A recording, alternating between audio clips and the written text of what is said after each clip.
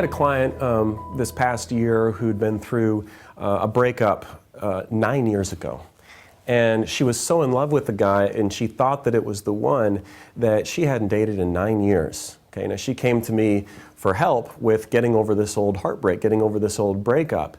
And this is such a common theme, and some people do move on and end up dating other people, but they never fully recover from it. You know, they carry those scars around for so long.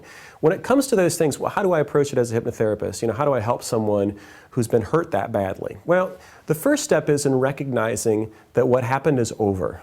Okay? It's in the past. The only way that it continues to live on is up here, through your thoughts.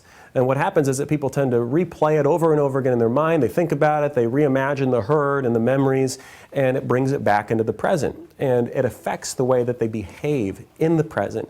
So the first step toward getting over something like that is changing how you're thinking about it. Okay? If you're thinking about it as a resource, meaning if you're learning something from it, you know, if you're recognizing, okay, I know what it means now to get hurt. I understand now that someone might say they love you, but that you can't necessarily expect that it's going to last forever based off of that, you know. So you can learn how to be more confident in yourself. You can learn how to understand and view people a little bit more appropriately. There are lots of things you can learn. So if you take it as a learning experience and use it, then what you begin to think is, well, now you know what? I'm stronger than I was before. I'm actually more prepared to have a loving and intimate relationship with someone because I now know what can happen.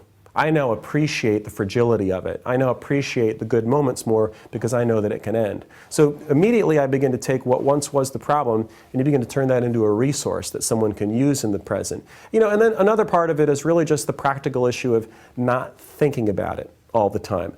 And that's just a question of focus. Like, it's the same thing when I work with someone on a craving for food. You know, part of the thing is just getting the thought out of your head. And if you don't have the thought, you don't have the craving.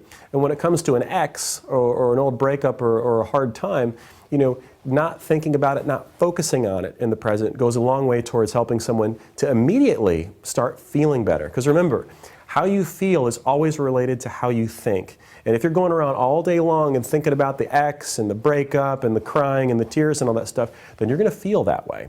But if instead your attention is focused on, well, you know what if I find the right person now? You know, what if things start getting better? And you know, what if I have the happiness that I'm looking for now? In fact, what if I find someone who's better for me because this other person decided to reject me? You know, the more you're thinking about that positive side, the better you feel in the present. And guess what?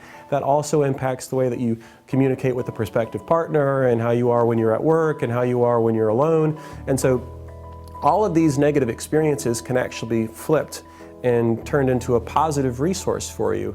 And so that's really the sort of overall way that I would approach someone with those kind of issues. Everyone's a little bit different, but you can really expect to notice a change quickly if the work is done properly.